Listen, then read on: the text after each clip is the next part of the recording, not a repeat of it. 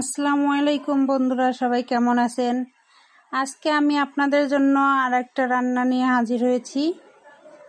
তো আজকে আমি রান্না করব খিচুড়ি মিক্সড। তো দেখেন, খিচুড়ি মিক্স আমি নিয়ে নিয়েছি। খুবই ঝটপট রান্না এটা। তো যারা চাকরি বাকরি করেন তাদের জন্য খুবই ভালো। তো আমি কড়াইটা বসিয়ে দিয়েছি, তেল দিয়ে দিলাম, পেঁয়াজটা কেটে রেখেছি, পেঁয়াজ ভেজে নিচ্ছি।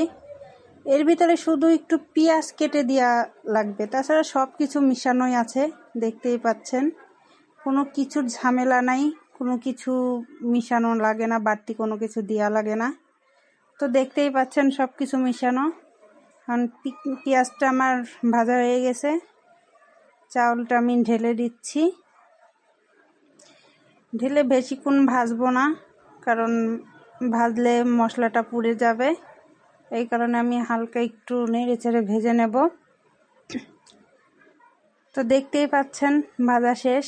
আমি পানিটা গরম করে রেখেছিলাম, পানিটা দিয়ে দিচ্ছি পরিমাণ মতো। তো প্যাকেটের উপরে লেখাই আছে কতখানি পানি দেওয়া লাগবে, কত পরিমাণের। তো সেই অনুযায়ী আপনারা পানিটা দিয়ে দিবেন। তো আমি পানিটা দিয়ে ঢেকে দিলাম। তো দেখতেই পাচ্ছেন খিচুড়িটা হওয়ার দিকে। এটা খুবই তাড়াতাড়ি রান্না করা যায়।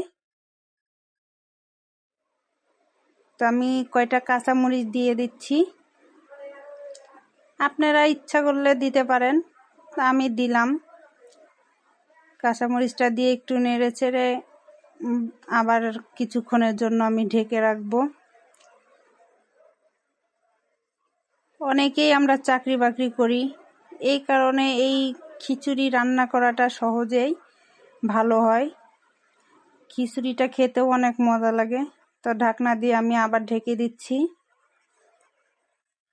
তা আপনারা এটা কিনে নিয়ে এসে বাড়িতে ট্রাই করে দেখবেন,